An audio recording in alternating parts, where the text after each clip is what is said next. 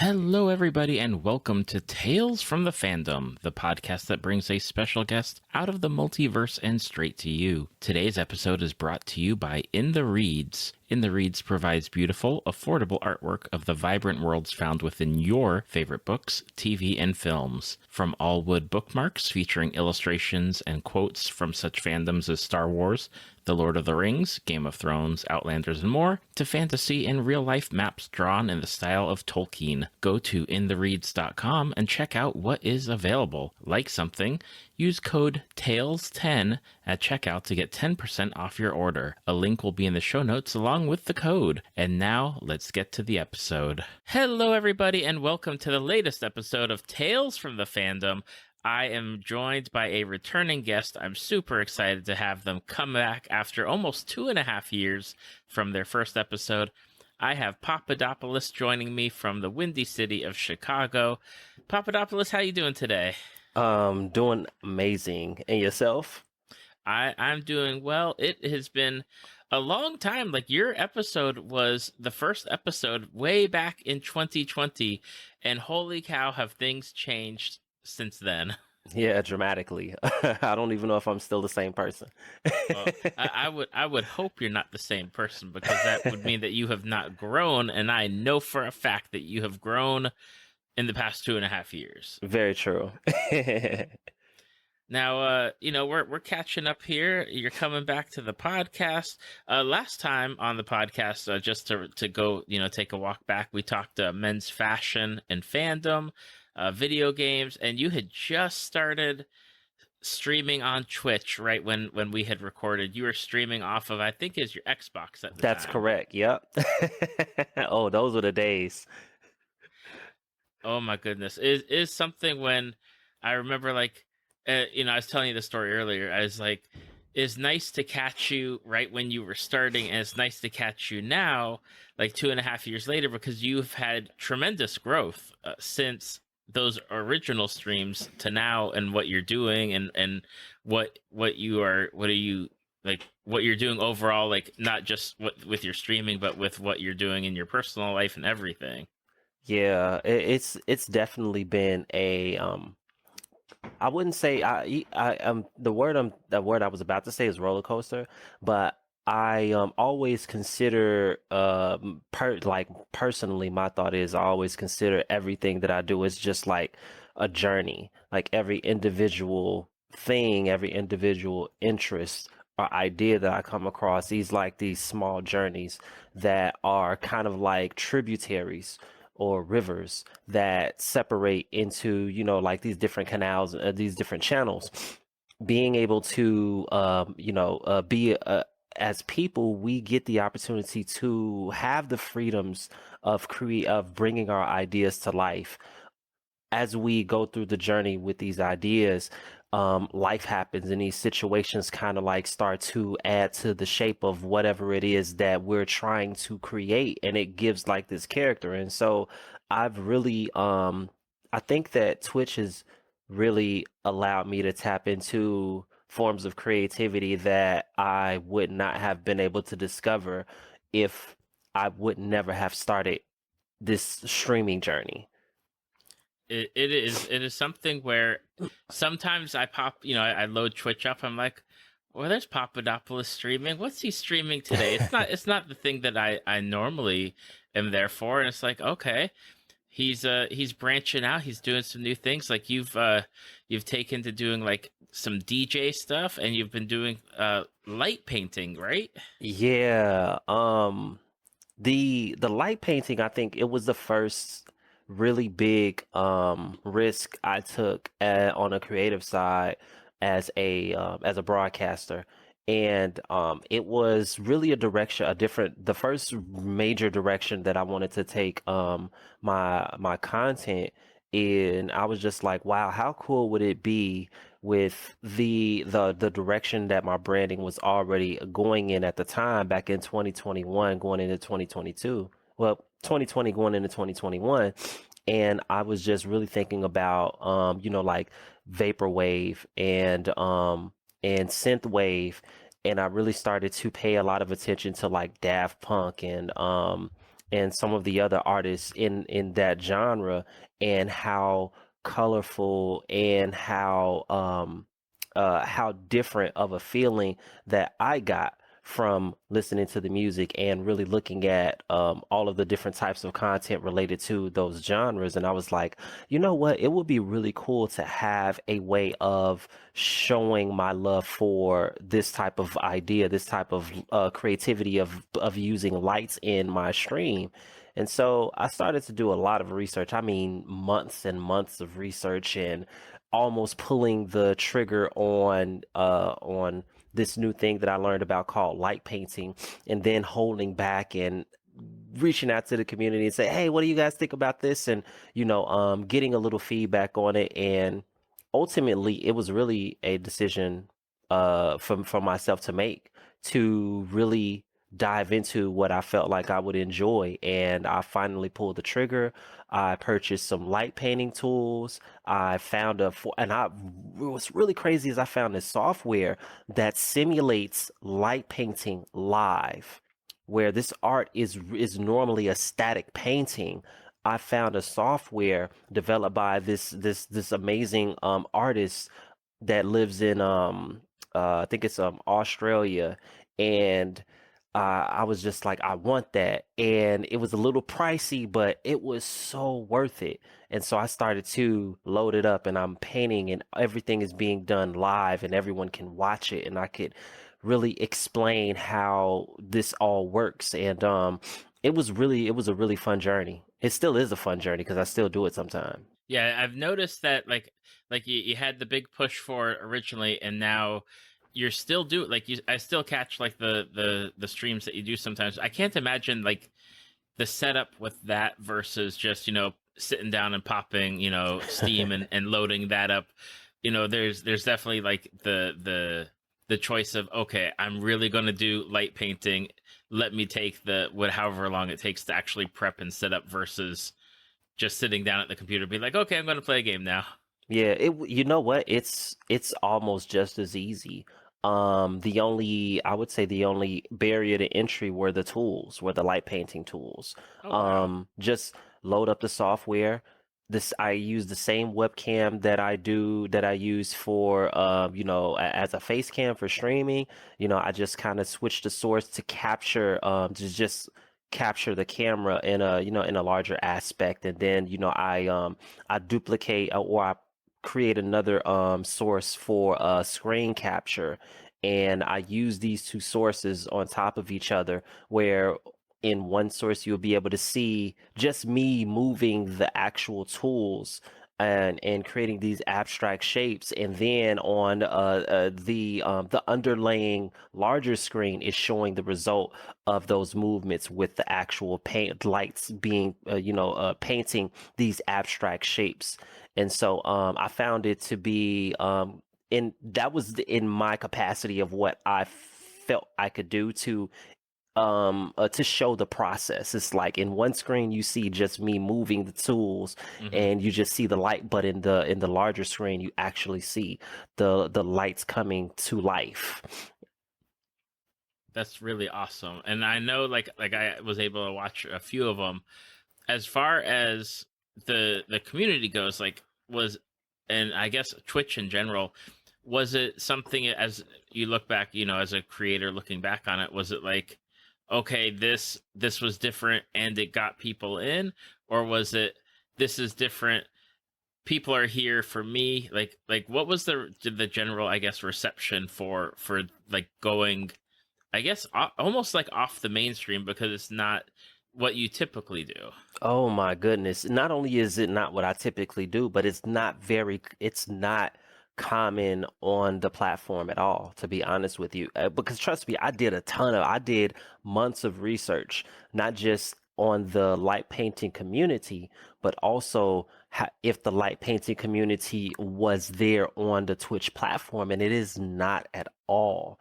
And so at first I felt like, oh, you know what? Maybe because it's something that's not being done, um, maybe I could be the one to push the envelope. And so as I started to do it, I would say maybe around for the first 3 to 4 months, I was doing it, 2 to 3 times a week. and it was really, really fun. I found a love for it, and the community's reception. A lot of the community was individuals who were coming for me, but then intrigued. And so I started to try to think, okay, so how can I make this a little bit more engaging? Or not even engaging, because I'm always engaging in my streams. But I had to ask myself, how could I make this stand out more? How could I make this more prevalent to more eyes? That's when I started to make clippable content. And I started to try to do some things with, some video editing apps. And I felt like I was able to actually put together something that was kind of like a flow or a style of my own, share it on social media. And this is where broadcasting separates itself from content creation. And this is where I was like, I knew where my strength, I saw where my strength was, and I saw where my weakness was in this whole scheme of being on the Twitch platform and the community and just being a broadcaster as opposed to being a content creator. And I was like, I'm a much better broadcaster than I am a content creator. But I didn't stop trying, and I still Hmm. don't stop trying today. So it was that's the reception from the community, and sometimes I would get almost the same average of viewers for my light painting sessions, and sometimes it would just be, maybe a handful of individuals, which is very fine with me. And everyone could tell that I enjoyed what I was doing because I really did enjoy what I was doing. I love that stuff. Absolutely. Now, and your Twitch journey, because like I said at the beginning, I caught you early as far as getting you on here for the podcast, and like you were streaming off of your Xbox back then. Hmm. Now, 2.5 years later, I know you got the computer. You're Hmm. streaming, you're streaming off of the computer for, I believe for the most part, like you're fully switched over now, right? Fully. I am fully PC master race now. It was weird, but yes, yes. How has it been with, I guess, with the streaming journey, with the 2.5 years, with the community that you've built that shows up for you every stream? Because when I'm pop in, it's like you got the same people. You've Hmm. built out this great community. You have a number of people where when you're doing certain streams, like they're playing with you, like Yeah. on their games. So how has your journey been, I guess, over the past 2.5 years from the initial streaming off the Xbox to now, everything that you're doing? I honestly think that if I was to if I was if I did not decide to transition over to PC and remain on console, I think that I do think that the growth would have probably still been the same. Um, the hardware that you have it really doesn't determine your growth. I think that it really is about your personality, the way that and you being who you are, is really what takes a channel from zero to however far you would like to take it. Just having PC only opens up the door to more gaming experiences and maybe a much better overall professional look to a stream. However, I think that even with what I had, the limitations that I had with on console, I still think that the growth would have been the same. It's the hardware is only part of a successful channel. The person really makes the successful channel, how creative they want to be, how much passion that they put into it, how much of themselves that they put into their content and their journey. So I think that PC or not, I think that it still would have been Papadopoulos would have still been able to build the type of community and the same type of people would have been magnetically drawn. Hmm. Yeah. Okay. And with the community that you've had, I know, how I guess one of the questions I got, especially like when you're playing like No Man's Sky Mm-hmm. or oh gosh, the wing commander person. I can't remember the name. Is it because so we got No Man's Sky, we have Star Citizen, we have Star Elite Danger. Citizen, yes. So with No Man's Sky, Star Citizen, Elite Dangerous, hmm how did you come across the people that you play with? Were they members of the community beforehand, and then they're like, hey, let's I guess join up and do stuff together?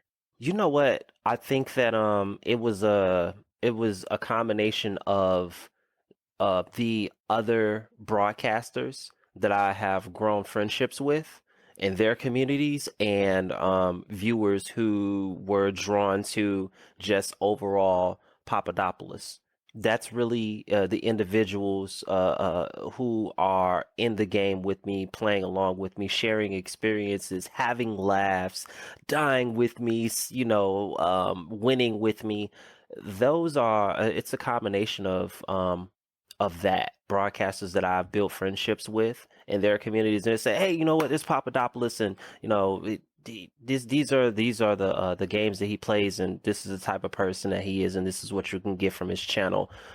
It's just kind of like that thing, that overall the capability of other broadcasters just networking with each other and building those relationships. And that's mostly how my community, the individuals who share those experiences with me, that's how that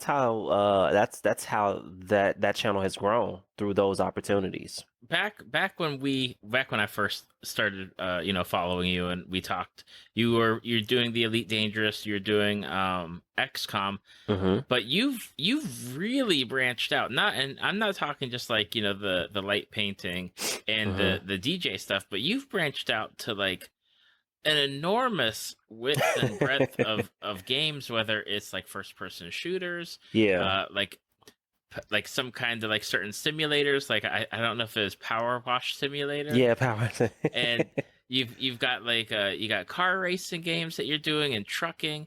What I mean, I know variety streamer means variety, but like hmm you've rung the gamut of the variety.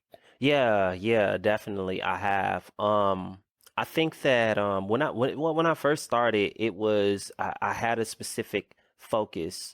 It was really because of my lifestyle, and me, I'm a dad.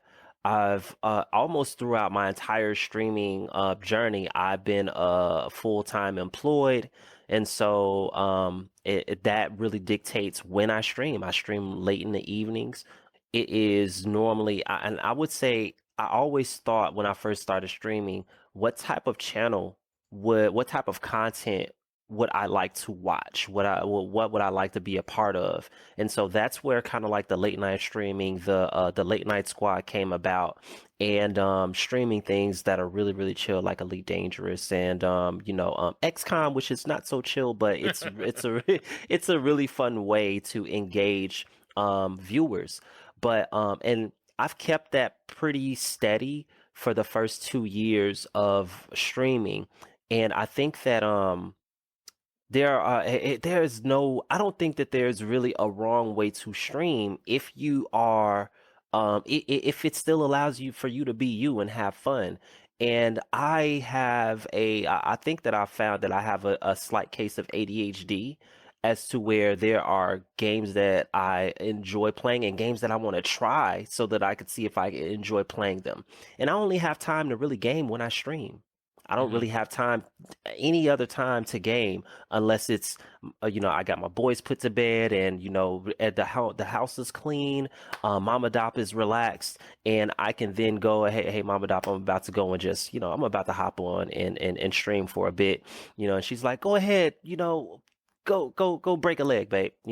and Right. and sometimes I break more than a leg. I break everything on a character that could be broken depending on what game I'm playing. So that's where the new strike of variety comes from. It's really like, man, I really want to try that game, and it's not really directed by anyone else but me, and just so happens that people still come to watch, and that is I'm so grateful for that. So grateful. Now, I think you may be the first streamer that I get to ask this question about. Mm-hmm. What is the draw with Power Wash Simulator? I because there was a time on Twitch where I would load up and people would be playing Power Wash Simulator, and I Mm-hmm. I don't Mm-hmm. I don't get it. I need you to tell me what I'm missing on it. So number one, it's a very soothing game. Very, very soothing game. From a viewership standpoint, it's just another one of those chill games. Also, yeah, I think that it really brings that ASMR type of a sense of content where you have the power hose and it's spraying, and the water is rushing out of the power out of the hose, and it hits these different surfaces and makes these different sounds, and then on top of that, some streamers like myself, I have some nice some nice lo-fi music going on in the background, and it really allows from a broadcaster standpoint to engage and connect really, really well with your viewers. Just like random conversation, um, casual conversation, and you're just really cleaning, and you're power washing your life away. Power washing your life away. But but going through deeper layers of what that looks like from a viewer standpoint, you got the audio sensory, you have a much a opportunity to have the attention of the broadcaster, ask questions, and the broadcaster can answer those questions more immediately, not distracted by multiple things going on. And, oh, I got to kill this monster, and I got to run away, and I got to dodge, and I got to, it's nothing. None of that is happening. So Right. it's like making a pizza. There's no there and there's nothing crazy being put on a pizza like pineapples. It's just a well-baked pizza with tomato sauce and cheese, and that's it. That's what you're getting, and that's enough. It's nothing else, So yeah, that's my description. I should throw you off the podcast right now, sir, for slandering pineapple on pizza. I am not opposed to having pineapple on pizza, sir. But I would say that it is not a topic that goes without debate throughout any social media. So you'll find it anywhere. So yeah, ladies and gentlemen, and once you mention pineapples on pizza, be prepared to get bum rushed with all of the bias, the opinions of others. Oh, absolutely. I also like and I will admit, one of the things that I find hilarious is your Miracle Whip stance, okay? And as a kid, like I remember having Miracle Whip, right? But at a certain point, there's the transition to mayonnaise, right? Now I will admit, based on watching your stream, maybe a month or so ago, I bought myself some Miracle Whip to use for my What? sandwiches. Oh my goodness. And what is your what is the results of your experience, sir? I mean, I mean, there's obviously like the difference in taste, but we also, our family buys like Duke mayonnaise, Mm-hmm. so it's not like the Hellman's or whatever. Like there's definitely a different taste from Dukes to the one like the big names. Oh yeah. But I mean, I also add like hot sauce and like red pepper to my sandwiches, so it's Hot there sauce to and hot it's sauce and pepper. So, oh, you said that's a different look. We just turned a whole new corner here. but I just wanted to say I did buy it. So if Miracle Whip is happening to listen, I just want you to know, like, Papadopoulos sold me on buying some Miracle Whip. You should sponsor his streams. Oh, that's awesome. Well, brief story about that. So, I have two Twitter accounts. Yeah. Um, because my original Twitter account, which is still doing pretty well for itself, it still has over 1,000 followers, while my main new Twitter account is on a struggle bus right now. But the old Twitter account, had a very deep and growing relationship. It was a budding relationship with Miracle Whip Twitter account, actually. Not only Miracle Whip, but also there was another Oreo. So because I the two topics that I always used to bring up were Oreo cookies and Miracle Whip, and because social media treated Miracle Whip so bad, I found it that I needed to be the hero Miracle Whip may never have had. And so I would always go to bat for Miracle Whip. And I would intentionally start small social media fights over Miracle Whip. I didn't care. I was like, hey, you know what? I love Miracle Whip. Miracle Whip is better than all of those other sandwich spreads that you guys use. I feel like I'm a normal person. I don't know who you guys are. So, yeah. Yeah. Yes, the slander is real when you go into Pappadopolis' channel. I just want you to know that he's Love gonna bully. Miracle He's Whip. gonna bully you into getting Miracle Whip. Yeah. There are a lot of different. I don't consider myself a funny person, so I take certain things and because and you've heard it here first. Now, I also I am not opposed to having mayonnaise as a sandwich spread. I'm not opposed to that. There are certain there are certain sandwich meats that are good with Miracle Whip, and certain sandwich meats that are not so good with Miracle Whip. And so, as long as you have both, you can you still you still can enjoy your sandwich. So yeah, I am going to admit that here and only here this one time. Okay, Hmm. I will take it. Going back to the games, right? So you got your wide variety of games that you have branched out after getting the PC, Hmm. and going from getting access to like Steam and having like literal billions of games at your fingertips. Hmm. What have been some of your favorites that you've played? And I'm not talking like Elite Dangerous and Star Citizen, No Man's Sky, XCOM. Hmm. Like, Hmm. leave those off. What's some of the ones that you've branched out to where you're like, you know what, I'm going to try this. Holy cow, that game is really fun. Yeah, sure. So I have so as of most recently, Sifu was when Sifu was released, I actually the developers or the marketing team reached out to me to stream it before it released, maybe Hmm. like a week before it released, which was really excited to me. It was one of the few opportunities that I've gotten like that since streaming. And even though those opportunities come few and far in between for me now, or since, I still get really excited. Like I have an opportunity that's coming up very, very soon, and I'm under NDA, so I can't mention anything about it. But it's really awesome, and I'm looking forward to it. But Seafood definitely is one of those games that of recent I was blown away from because I used to play what's the name of the game that the developers of Sifu made that was inspired, but it's like a step up for that game. I forget what the name of it is. Absolver.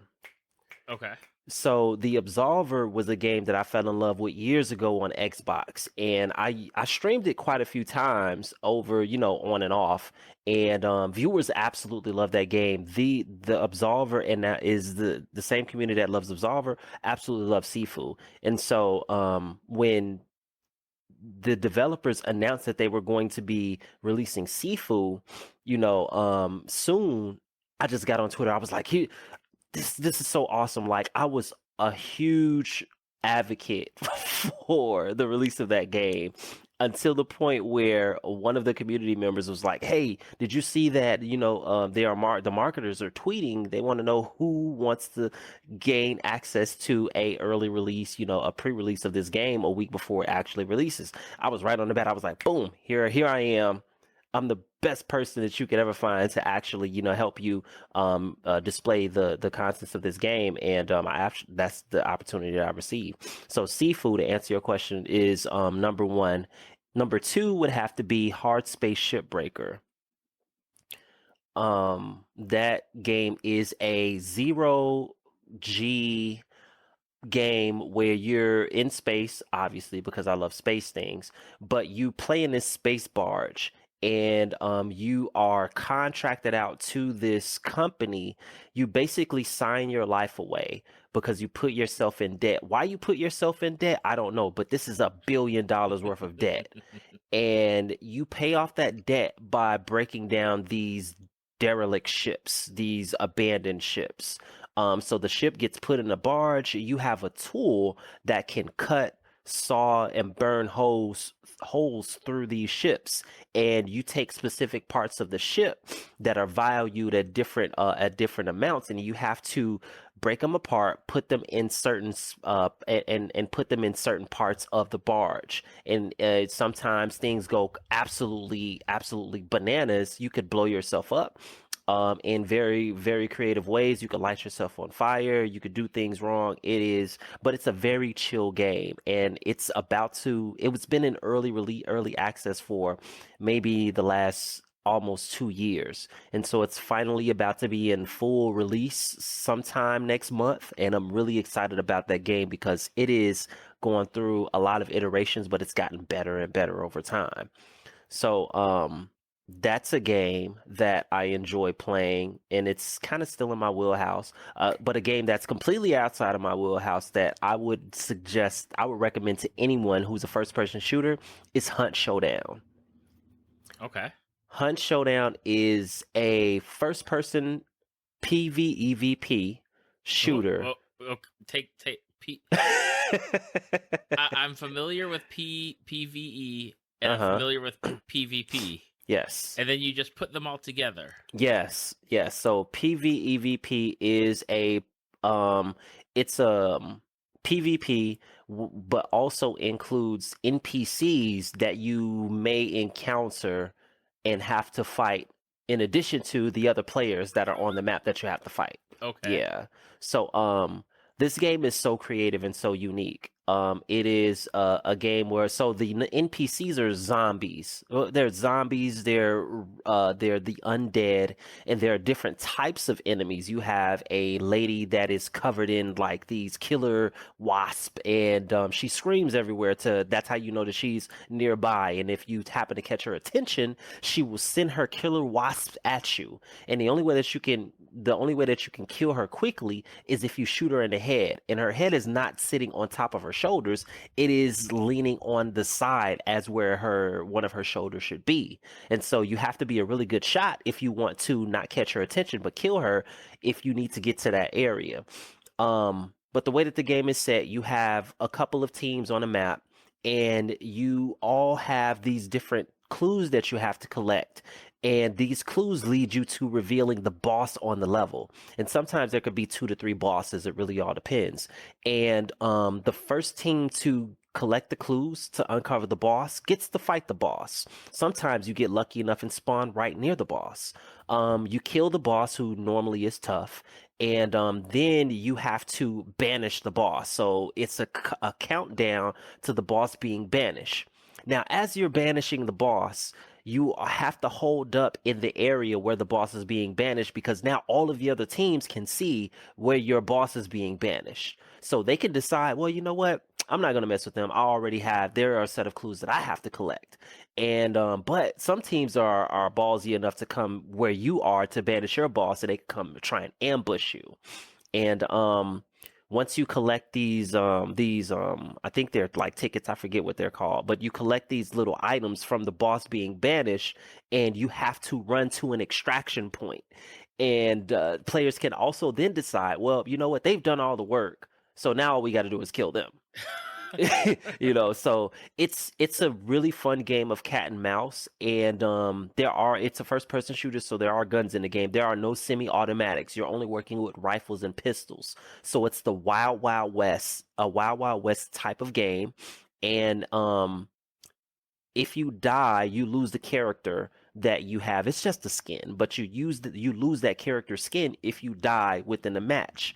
So it's kind of like a really, really fun cycle of gameplay where you have this mission that you have to do. You have to get out. You can be the butthole and go and kill the other teams, or you could be the one that's just like, oh, I'm excited, I got this. I killed the boss. I can go escape. So but Hunt Showdown is an extremely fun multiplayer team-based game. Extremely fun. So those are, I think, if we wanted to stop at 3, those are the 3 that I highly suggest. Yeah, it is definitely something to like, because, and it's lately something I've noticed where it's like almost every stream has been something new, something different, and Mm-hmm. it's been like, dang, like I love getting to see the variety of games, because not only do I get to watch you play the game, but Mm-hmm. I also get to see if the game is something that I would be interested in, because Yeah.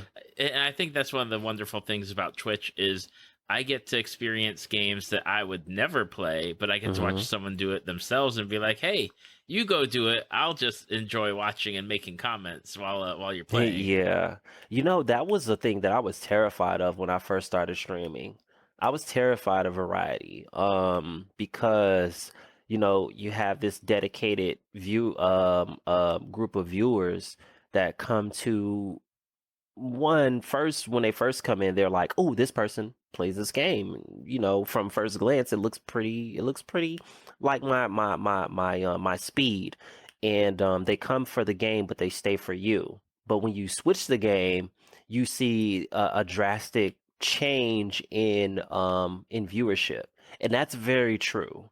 I used to focus on, as you know, my game was Elite Dangerous for half of my, like, 2 years of my 2.5 years of streaming. And so once I started to um allow my ADHD to take over and go and journey into different gaming experiences, or different experiences in general, because light painting, and being in a category of art, it was even less attractive.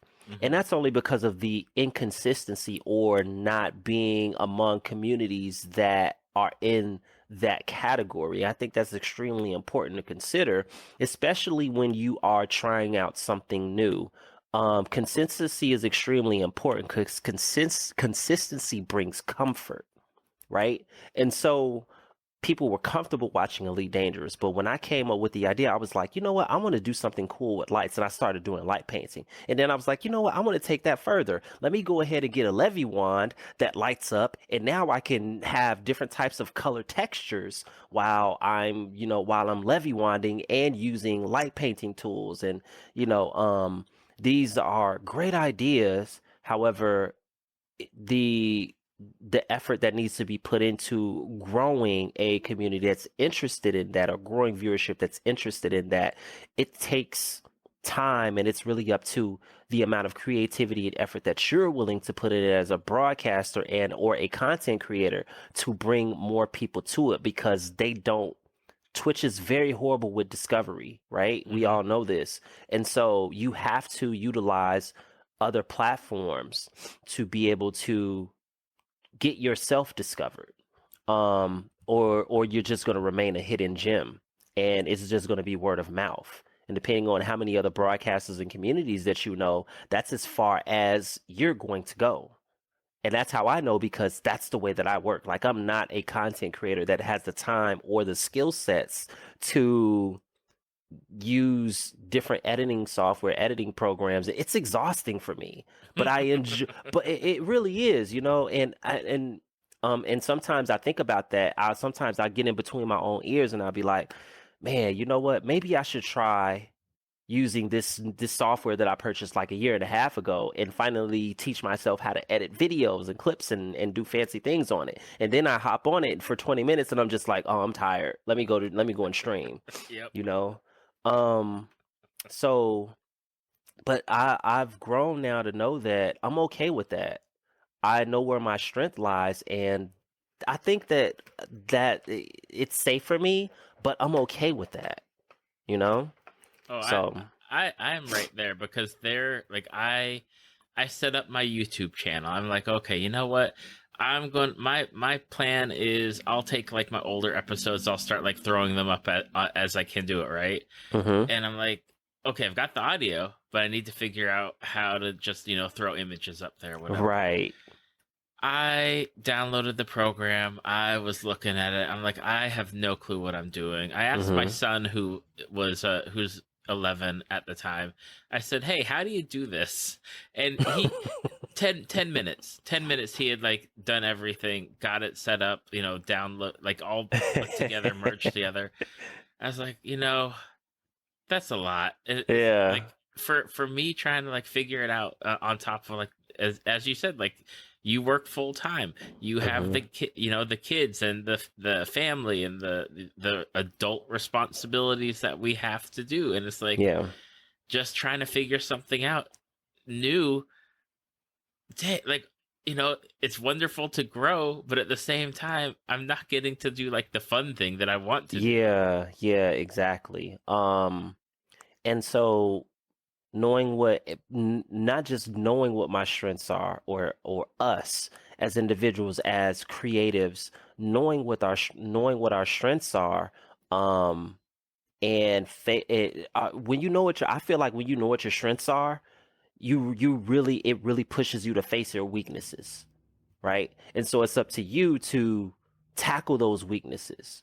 Um, and for certain weaknesses, as I said before, I don't have the energy to, or even the interest to. And so and now I come to the conundrum of, do I pay a couple of $100s for, this graphic, or this design, or this video edit, and or do I go and download it? Because I have a ton of video editing apps on my phone that are free, Hmm. and they do wonders for me whenever I need them to. They do exactly what I need, and none of the extra stuff, which sometimes it can be a hindrance too.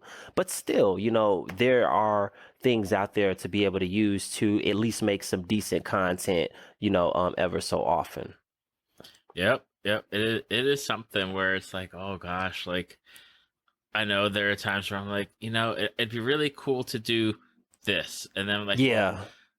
do I want to invest like my time, money, patience, when I could instead do X, Y, and Z that I'm Hmm. already like good to go with. And one of the things is I'm trying to like figure out how to start streaming again, right? And I'm like, Yeah. what game am I gonna play? I could always default back to XCOM too, because that's the one I know. Yeah. Yeah. Um, but then when it comes to streaming a different game, I'm like, oh, there's Bus Sim. Oh my goodness. Let me because I'm looking through, oh, there was a new VR simulator that I tried a couple of weeks ago, and it is called Virtuoso. It is a music simulator in VR, and it's absolutely amazing. And I tried it out. While it's a cool idea, I am not that much of a creative where I can build my own music tracks from scratch. But I Hmm. thought it was cool to show the community, and everyone was like, "Man, that's so awesome! Just imagine this and imagine that." I was like, "Well, now you can imagine it, and you could probably do it. All you need to do is purchase yourself a VR headset."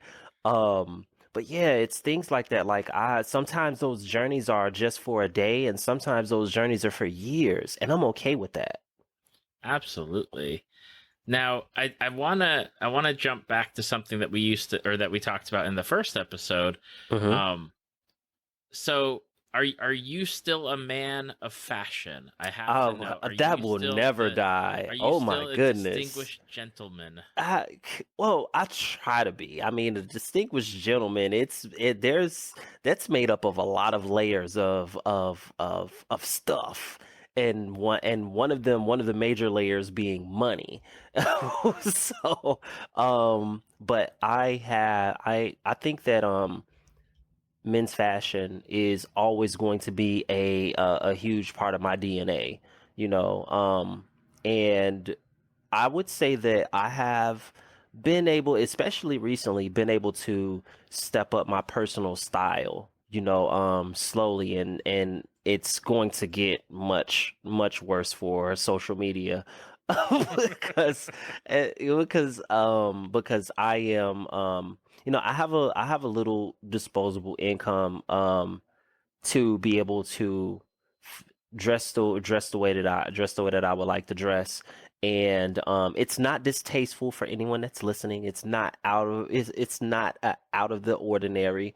But it is I'm very big into dress casual and semi dress casual, and just I'm very comfortable in that style. And so um I love the look of being able to, wear a nice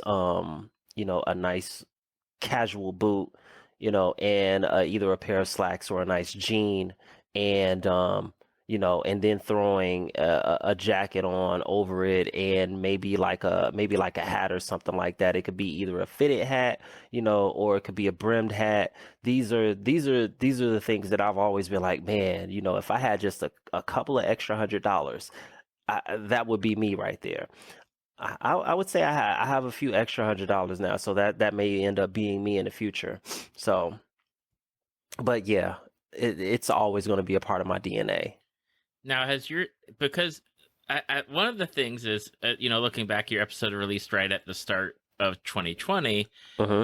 right as the COVID pandemic was about to get started, or was actually started, but not in the United States at that point. Right. Did your style change at all over the past 2 years? Or have you maintained or continued like the style, or have you evolved with your style? I think it's maintained, and the reason why it's maintained is because it wasn't accessible for me. Like I said before, it's really y'all when you talk about being able to dress a specific way, especially for just for anyone, not especially for guys, but for anyone, you need to be able to have a particular budget to dress a certain way. And but the one of the things that is very common, the difference between men's style and women's style, is that women's styles change by season, Right. and some things go out, and a lot of styles go out of season a lot quicker than for a man. And so a lot of things that men wear are timeless, which makes it a little bit more easier for us. And so with a lot of our styles being timeless, things don't normally change unless you're really, really bold, really avant-garde about it. Like wearing I don't wear a break in my pant. And from the culture that I come from, you don't normally see that, especially like when I'm at work. And I recently got a promotion. So I used to be a youth mentor for high school that's connected to organization, but I recently was promoted to not only being a youth mentor, but now I'm a lead job developer. So I am no longer wearing jeans 5 days a week. I'm wearing slacks, button up with tie and everything, 4 out of the 5 days a week. And on Friday, I'm dressed down, and so for maybe some people that will be a bummer, because if you're a lead job developer, there's a certain image that you have to put on, because you're representing a professional, you're representing a professional state for a person. You have to get them into the mindset. And I felt like if 5 days a week I'm in jeans, a t-shirt, and a hoodie, and I'm trying to teach someone how to professionally present themselves at a job interview, Hmm. but I'm wearing street clothes. How am I encouraging someone, or how am I presenting them with what I'm trying to explain to them, with how I'm trying to coach them? And so it really and I've been working in workforce development for over 10 years. And so being in that environment, it actually encourages my style of dress. So it's just like it worked for me. For maybe for some other people it would have been able it wouldn't have worked for them, but that works for me. And so now I'm able to kind of like play on, it's easier for me to play on my style without having to worry about my environment, because now I'm in my environment, I'm in my zone. So but yeah, it is it's I feel like I'm really fortunate to to be able to be in that environment and still and now have the opportunity to just play with things a little bit on the style side. I got a question about style. Sure. Okay. What are your thoughts on a pocket watch? Oh man, why not? Why not? So, my rule of thumb is because of the way that men's style is timeless. It's about how you accessorize and not over accessorizing. So if a time watch is your thing, let the time watch let the pocket watch. If a pocket watch is your thing, let the pocket watch be your thing. Mm-hmm. I am not opposed to that at all. Hell yeah, go with the pocket watch. If you wanna go any further, get you a nice blazer, right? You could dress that up or down if you want to.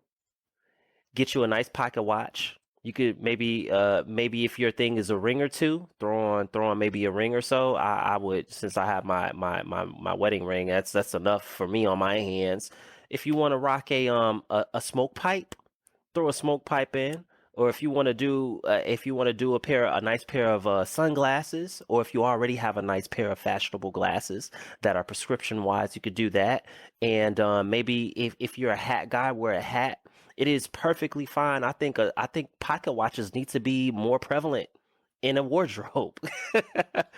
Allows you to stand out, and it makes people ask questions. You heard it here first. Pocket watches need to make a comeback.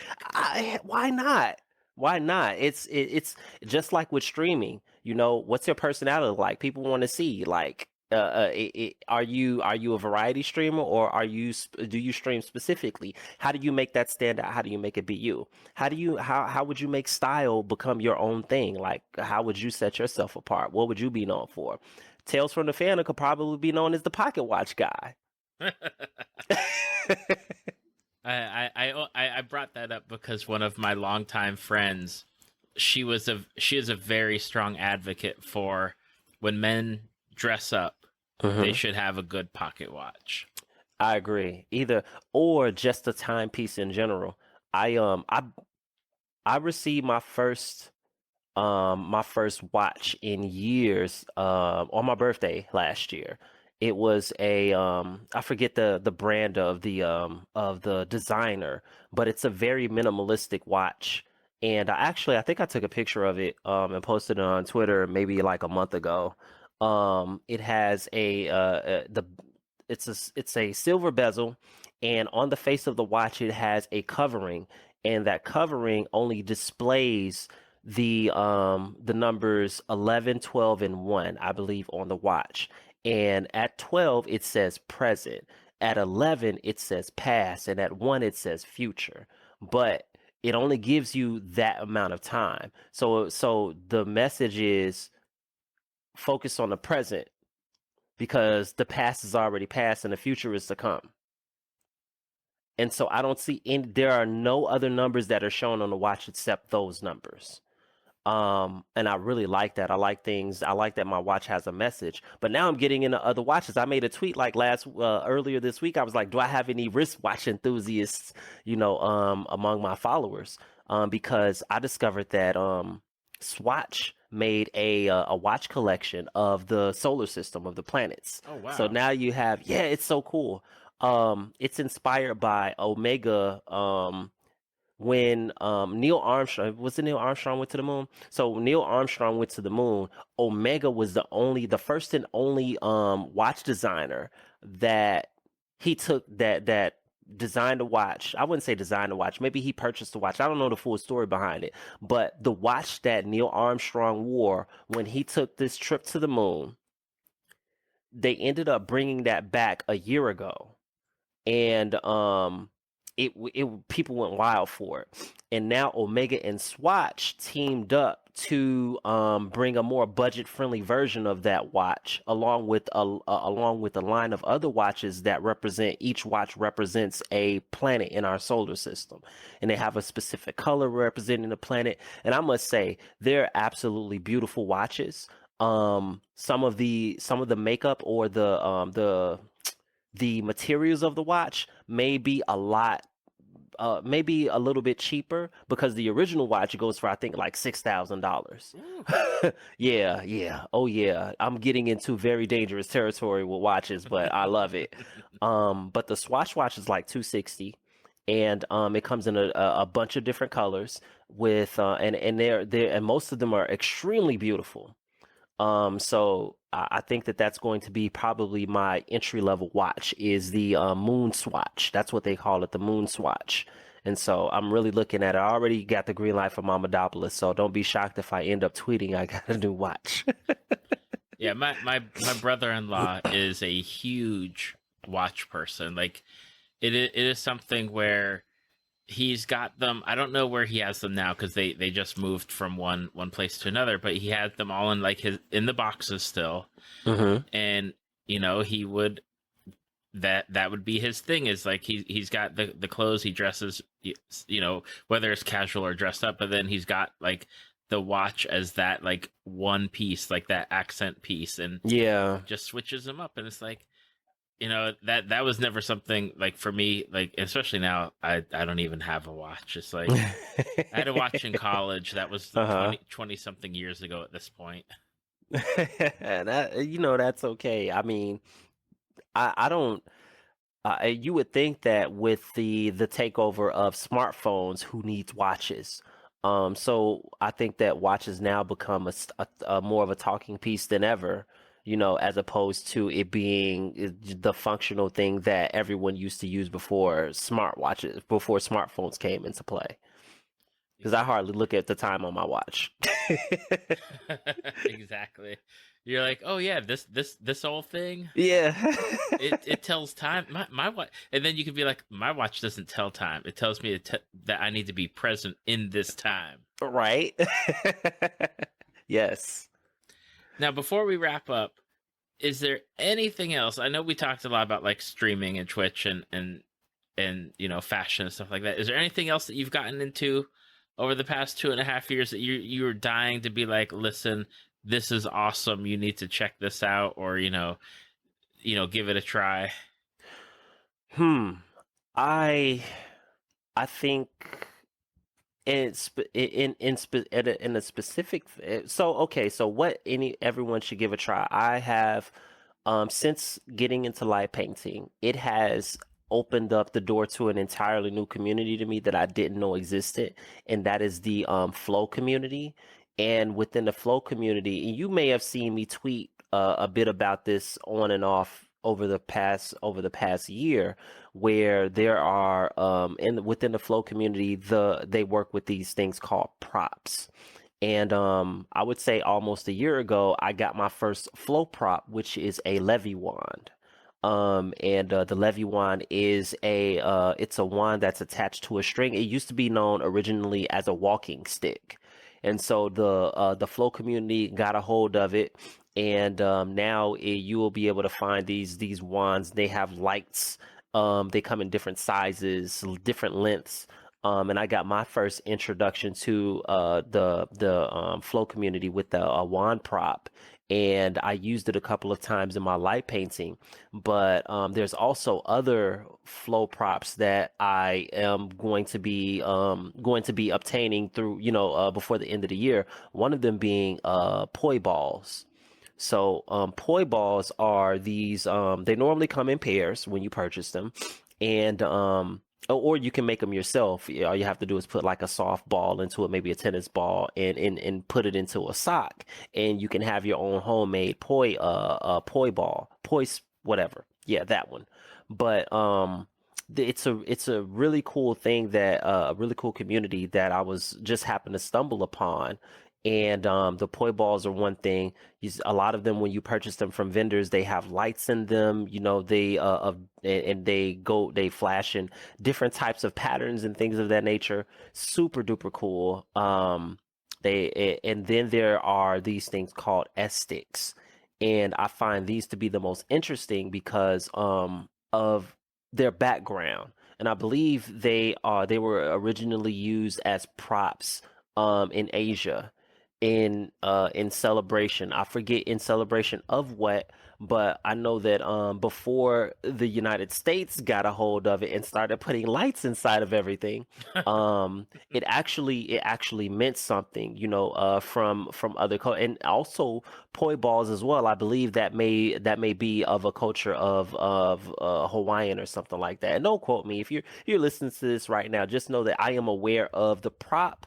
I am just not as knowledgeable of the culture and how they use them either in celebration or in other ways in that particular culture. But I think that as props, they are really, really cool and really, really interesting. And anyone that's looking for something that's different and listening to this right now, if you've never heard of the Flow community, you never heard of Flow toys or props, then go on TikTok, because that's where I found all of the cool poi spinners and stick users and hula hoopers and things of that nature. And you'll find some extremely cool content that either you may just like to watch, or you may say, hey, you know what, I'll go and try it myself, because it looks really fun. So as far as trying something out, that may be something that you may like to look into. Because I've had fun with my little wand thing, and it's inspiring me to go deeper with that. That's really awesome. It's something completely out of the box. Literally. Because I know. You're not putting it in the PC or got a box for it, or movie box or video game box or whatnot. Yeah. Now, for people that have listened and they're like, dang, I need to check out what Pappadopolis is doing. I need to see what he's wearing. I need to see his thoughts, because you got a lot of good thoughts on Twitter. Like, you put out some really good, things where it makes you think and makes you reflective. What are the best places for them to do that? Well, on Twitter, you can find me under the handle It's Pappadopolis. I do have, like I did say earlier, that I have a alternate account. You can follow that one if you like to. And that one is Pappadopolis 84, but I mainly use the account It's Pappadopolis. That's my handle. You can come find me there. Also, you can find me on Twitch as well, Pappadopolis 84 on the Twitch platform. Come for the games. Stay for the horrible gameplay. I really appreciate every single one of you. Oh my goodness. I will have the links so that way you can check out Pappadopolis either on Twitter or on Twitter, Twitch, and wherever you can find Pappadopolis. I'll make sure to have all the links in the show notes and on the Facebook page and website. And I just want to say, I love getting to talk to my Twitch people, because we have a relationship on Twitch where I am, you are talking and I get to talk to you through text. And now it's like, it's nice to talk directly to you and you actually talk back to me. Yeah, I know it's a amazing transition or a texture of communication, right? That you don't get with everyone. So I was thinking the same thing actually. So it's really cool. Well, I just want to say I'm happy that you agreed to come back. Thank you for supporting, the podcast whenever you talk about it on Twitch. And I had a good time catching up with you tonight. Definitely, same. Thank you so much, and I'd like to thank everybody on behalf of Tails for supporting the podcast. The way that he's been tapping into communities, not just Twitch community, but like a lot of other communities, is absolutely amazing. And Tails is paving a path for himself that is going to continue to attract more and more creators across different arenas, and it's exciting to watch that journey. Well, thank you for that. I appreciate that. Yeah, not a problem. Thank you for listening to Tales from the Fandom. Subscribe to us on iTunes or your podcast app of choice. Follow us on Facebook at www.facebook.com/talesfromthefandom to see photos, links, leave feedback, and check out upcoming guests. If you'd like to be a guest, email David at talesfromthefandom@gmail.com.